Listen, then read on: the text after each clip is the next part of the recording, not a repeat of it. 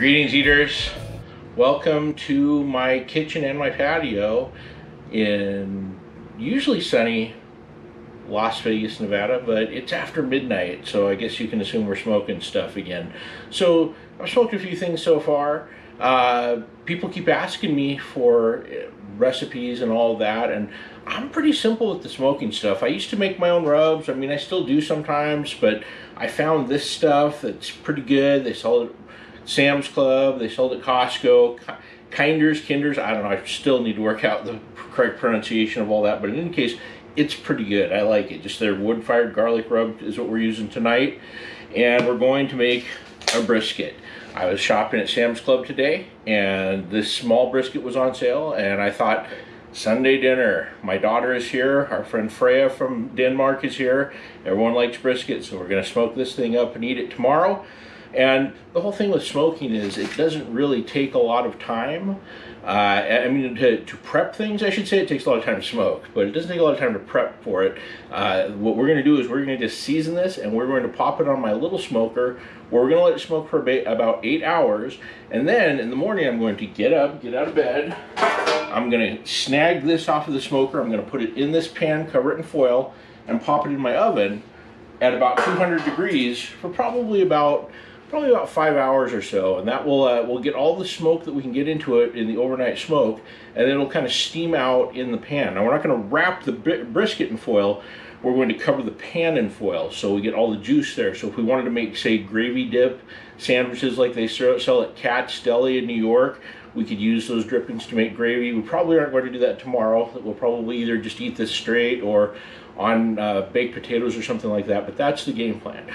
So in any case, I promised, my new goal is to make sure that I'm always giving restaurant recommendations, and we found a nice one tonight. Being from Seattle, we're used to having great seafood, and especially fish and chips, and our favorite fish and chips on earth is Spuds on Alki Beach out there in West Seattle, but we're a long way from there, and we get out here in the desert, we still crave fish sometimes, and so my wife found this place called Catcher's. Catcher's Seafood that was just incredible over on Charleston. We went over there, I had a po' boy, I had some cod, fish and chips, we had some shrimp, I ate a lot of seafood. That's my restaurant recommendation. We loved it. So Catcher's Seafood. Actually, I'm sure I'm probably butchering the name. In fact, I'm gonna, you know what, make sure that I give you the correct name here. So our restaurant recommendation for this week is Catcher's Fish House on Charleston Boulevard. Just as good as just about anything in Seattle. Maybe not quite at the Spud level, but as close as you're going to get probably. So that's our restaurant recommendation. And before we get started with all the rest of this, shoes. Okay, so not really specifically shoes, but leather Crocs sliders. I realize that some people love Crocs, some people hate Crocs. I'm on Team Love. I don't wear just the regular clogs very often. I love their sliders. They're super comfortable. These are leather, so I don't usually wear these while I'm cooking, but I was wearing them today, so I still have them on, and that's cool. But I think they look nice, and they're very comfortable. Okay, we're going to take our brisket, and we're going to hit it with the rub.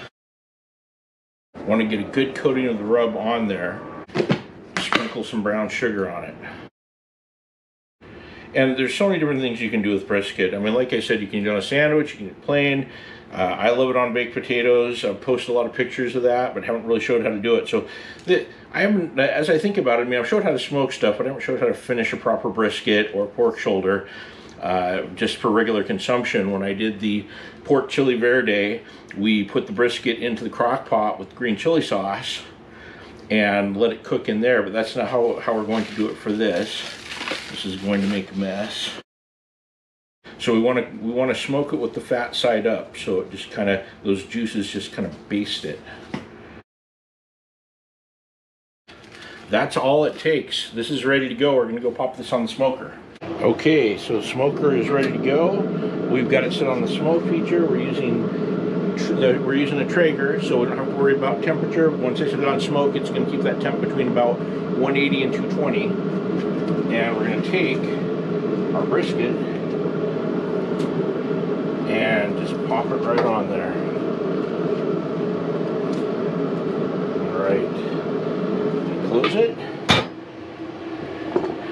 Okay, so that's going to be on there for about 8 hours or so, and we'll be back in the morning to move it to the pan and move it to the oven. We've been cooking this in the oven now for about 5 hours, and it is ready to go. So we're going to go ahead and pull it out. All right, let's have a look at it. This is how we look now. So this is after about 8 hours in the smoker overnight, another 5 hours in the oven on about 200 degrees. This is a very small brisket. This is about a third of the size that I would usually do, but there's not a lot of us eating. But you can see a lot of nice juice in there. It's been steaming out. So we're going to put it here to rest for a few minutes before we slice it.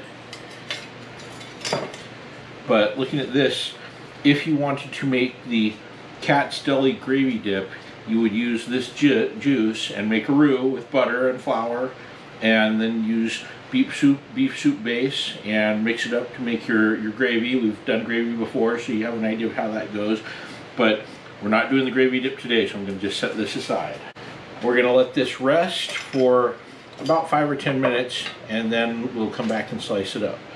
All right, this has had a few minutes to rest, so we're going to start slicing. So the first thing I'm going to do is, I don't want all the fat, so I'm just going to peel most of that off.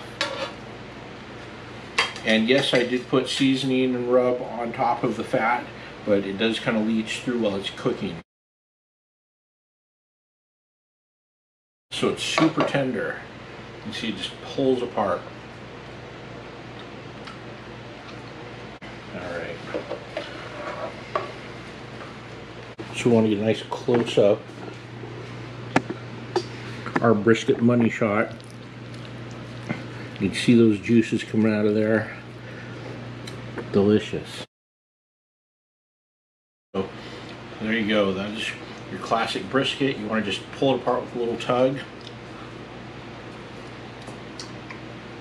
and have it come apart for you. So there you go. That's brisket. Like I said, there's a lot of different ways to eat it.